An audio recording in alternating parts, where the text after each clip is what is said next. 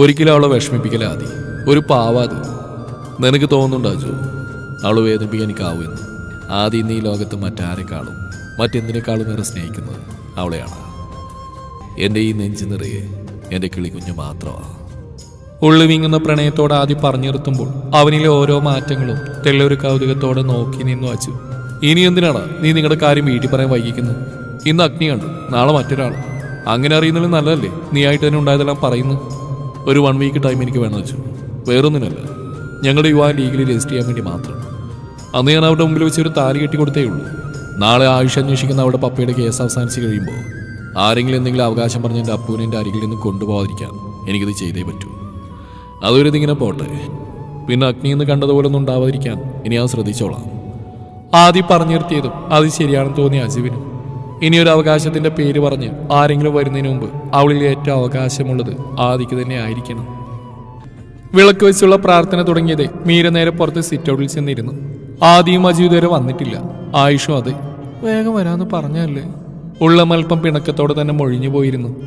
ആദ്യമായി അവളിൽ നിറയുന്ന പുതുഭാവങ്ങൾ, പിണക്കവും പരിഭവവുമെല്ലാം അവനൊരാൾക്ക് മാത്രം അവകാശപ്പെട്ടവയാണ്. കാറ് മാൻഷന്റെ കോമ്പൗണ്ട് കടന്നപ്പോഴേ കണ്ടു വിടർന്ന മിഴികളോട് തന്നെ കാത്തിരിക്കുന്നവളെ. ഓഫീസിൽ നേരത്തെ ഇറങ്ങിയതാണ്. സിറ്റിയിലെ ട്രാഫിക്കിൽ ഇവിടെ ഓടിയെത്താനായില്ലെന്ന് മാത്രം. ആ നിമിഷം തോന്നിയ ദേഷ്യവും നിരാശയുമെല്ലാം ഈ ഒരു മുഖം കണ്ടതേ മാഞ്ഞുപോയിരുന്നു. ചുണ്ടിൽ അവൾക്ക് വേണ്ടി മാത്രം ഒരു നറുപുൻസിരി വിരിഞ്ഞു. കുഞ്ഞുമണി! കാറ് നിർത്തിയും ഡോറോർന്നിറങ്ങുമ്പോഴേ വിളിച്ചുകൊണ്ട് ഓടിച്ചെന്ന് അവളെ ചേർത്ത് പിടിക്കുന്നവനെ കാണെ അത്ര നേരം ചിരിയോടെ നിന്നവന്റെ മുഖമൊന്ന് വീർത്തു. അവളെ ഇത്രയും സ്വാതന്ത്ര്യത്തോടെ ചേർത്ത് പിടിക്കണമെങ്കിലും ഇനിയും ദിവസങ്ങൾ കാത്തിരിക്കണമെന്നുള്ള ദേഷ്യം അവനിൽ നിറഞ്ഞു. ഏട്ടൻ മോൾക്കെന്താ കൊണ്ടുവന്നേ നോക്കിയേ. കയ്യിലെ വലിയൊരു പാക്ക് ഡയറി മിൽക്ക് എടുത്ത് കാണിച്ചുകൊണ്ട് അച്ചു പറഞ്ഞതും തിളങ്ങുന്ന മിഴികളോട് അവനെ നോക്കിപ്പോയവൾ ഒരു നിമിഷം അപ്പയോർത്ത് പോയിരുന്നു. അവധിയെടുത്ത് വരുമ്പോഴെല്ലാം തനിക്കായി കൈ നിറയെ മിഠായിയും ചോക്ലേറ്റ്സുമായി എത്തുന്ന ആ മുഖം മീരയുടെ കണ്ണു നിറഞ്ഞു. ഉള്ളു നീറുന്ന പോലൊരു നോവ് തോന്നിപ്പോയി അവൾക്ക്. അനുസരണയില്ലാതെ കണ്ണു നിറഞ്ഞു പെയ്തതും അജു ഒരു പകപ്പോടെ അവളെ നോക്കി. ആദ്യം ധൃതിയിൽ അവൾക്ക് അരികിലേക്ക് ചെന്നു. അപ്പ എങ്ങനെ വിതുമ്പിക്കൊണ്ട് പറഞ്ഞതേ ആദ്യം അവളെ വലിച്ച് നെഞ്ചോട് ചേർത്ത് പിടിച്ചു. കരയില്ലേ? എനിക്കിഷ്ടമില്ല എൻ്റെ അപ്പൂൻ്റെ കണ്ണിങ്ങനെ നിറയുന്നു. നിറഞ്ഞ മിഴികൾ തുടച്ചു കൊടുത്തുകൊണ്ട് ആദ്യം പറഞ്ഞത് ചുണ്ട് കൂട്ടിപ്പിടിച്ച് വിതുമ്പിക്കൊണ്ട് കരച്ചിലടക്കി പിടിച്ചവൾ. പാവം തോന്നിപ്പോയി രണ്ടുപേർക്കും. ആദ്യം പറഞ്ഞുകൊണ്ട് മാത്രം കരച്ചിലടക്കി പിടിക്കുന്നവൾ രണ്ടുപേരുടെയും കണ്ണും നിറഞ്ഞു പോയിരുന്നു. അയ്യേ, ഇതിനാണോ എൻ്റെ കുഞ്ഞുമണി കരഞ്ഞത്? നിറഞ്ഞ കണ്ണുകൾ അവളറിയാതെ അമർത്തി തുടച്ചുകൊണ്ട് അജു കുറുമ്പോടെ ചോദിച്ചു. മീര അവനെ നോക്കി. കരഞ്ഞ് ചുവന്നു പോയിട്ടുണ്ട് പെണ്ണ്. ഇനി എൻ്റെ കുഞ്ഞുമണിയുടെ അച്ഛനായിട്ടും ഏട്ടനായിട്ടും ഞാനുണ്ട്. എൻ്റെ മോള് തന്നെയാ ഈ കുഞ്ഞിപ്പെണ്ണ്. വാത്സല്യത്തോടെ അവളെ ചേർത്ത് പിടിച്ച് നെറുകിൽ ചുണ്ട് ചേർത്തുകൊണ്ട് അജു പറഞ്ഞതും ആ മുഖമൊന്ന് തിളങ്ങി.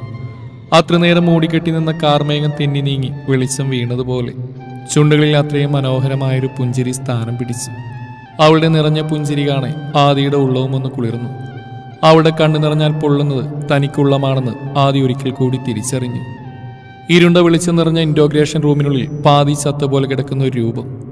അത്രയും ക്രൂരമായി അയാൾ ഉപദ്രവിച്ചിരിക്കുന്നു. പ്രാണനകലുന്ന വേദന സഹിച്ചു കിടക്കുമ്പോൾ പോലും ആ മിഴികളിൽ വല്ലാത്തൊരു തിളക്കം മാത്രമായിരുന്നു ബാക്കി. ഇനിയും സത്യം പറയാൻ താൻ തയ്യാറായില്ലെങ്കിൽ നീയൊക്കെ കൂടി പൊതിഞ്ഞു പിടിച്ച് സംരക്ഷിക്കുന്ന ഒരുവളില്ലേ? മുരൾച്ച പോലുള്ള ആയുഷിന്റെ ശബ്ദം. അവൻ പറഞ്ഞു തുടങ്ങുന്ന ആരെക്കുറിച്ചാണെന്ന് മനസ്സിലാക്കിയതുപോലെ അയാളുടെ മിഴികളൊന്ന് പിടഞ്ഞു. അവളെ രക്ഷിക്കാൻ വേണ്ടിയല്ലേ നീ അയാളെ ഇല്ലാതാക്കിയത്? വീണ്ടും അവൻ ചോദിക്കുമ്പോൾ അത്ര നേരം കാക്കിയിട്ട് ഏൽപ്പിച്ച ക്രൂരത മുഴുവൻ ഒട്ടും പതറാതെ സഹിച്ചവന്റെ കണ്ണിൽ ഭയം ഇരച്ചു കയറി. അവളിപ്പോ എന്റെ സംരക്ഷണയിലാ ഉള്ളത്. അയാൻ ശ്വാസ്ദേവ്, നിന്റെ അനുജത്തി മീര ചന്ദ്രശേഖർ. Oops, sorry, Meera Vasudev. അവൾ എൻ്റെ വീട്ടിലുണ്ട്. തനിക്ക് ചുറ്റും നടക്കുന്നതൊന്നും അറിയാത്തൊരു പാവം പെണ്ണ്. ഇനിയും നിന്റെ മൗനം തുറന്നു പോയാ ഇവിടെ കൊണ്ടുവരും ഞാൻ അവളെ നിനക്ക് മുന്നിൽ.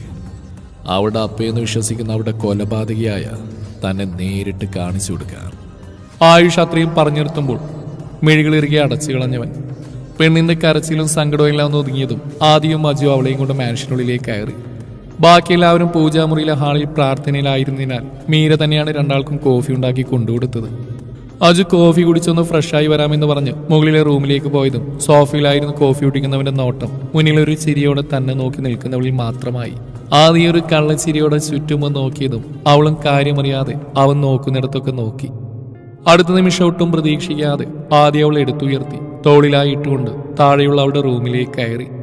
ആദ്യമൊന്ന് ഭയന്നു പോയെങ്കിലും അവന്റെ കൈക്കുള്ളിലാണെന്നറിഞ്ഞതും ബഹളമൊന്നും വെക്കാതെ നല്ല കുട്ടിയായി കിടന്നവൾ. പെണ്ണിനെ താഴെ നിർത്തി വാതിലടച്ച് കുറ്റിയിട്ട് തിരിഞ്ഞതും അവന്റെ നെഞ്ചിലേക്കായി മുഖം അമർത്തി വെച്ചിരുന്ന ആദിയുടെ കിളിക്കുഞ്ഞ് നേർത്തൊരു പുഞ്ചിരിയാൽ അത്രയും ഭംഗിയായി അവന്റെ ചുണ്ടുകളൊന്ന് വിടർന്നുപോയി.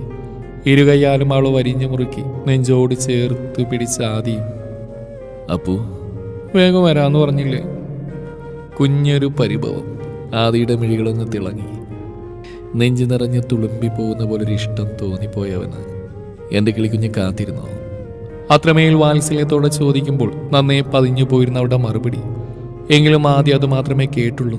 കാതിലൂടെ ഹൃദയത്തിൽ തട്ടി 1000 വട്ടം പ്രതിധ്വനിക്കുന്ന പോലെ. സോറി, എൻ്റെ അപ്പുവിനെ കാത്തിരിപ്പിച്ചേന്ന്. നേരത്തെ ഇറങ്ങിയതാ, പക്ഷെ ട്രാഫിക്കിൽ വിട്ടുപോയി. അവളെ ചുറ്റിപ്പിടിച്ചുകൊണ്ട് തന്നെ ബെഡിലേക്കായി കിടന്നുകൊണ്ട് പറഞ്ഞവൻ ആദിയുടെ നെഞ്ചിൽ താടി കുത്തിവെച്ച് മുഖമൊന്നുയർത്തി നോക്കി പതിയെ പുഞ്ചിരിച്ചു പെണ്ണ്. വല്ലാത്തൊരു വാത്സല്യം നിറഞ്ഞുപോയവനിൽ ഒരു തുളസി കതിരിന്റെ നൈർമല്യമുള്ളവൾ. പറഞ്ഞോ. അവൾക്ക് എന്തോ പറയാനുണ്ടെന്ന് തോന്നിയതുകൊണ്ട് ആ കുഞ്ഞു മുഖത്തേക്ക് ഉറ്റുനോക്കിയവൻ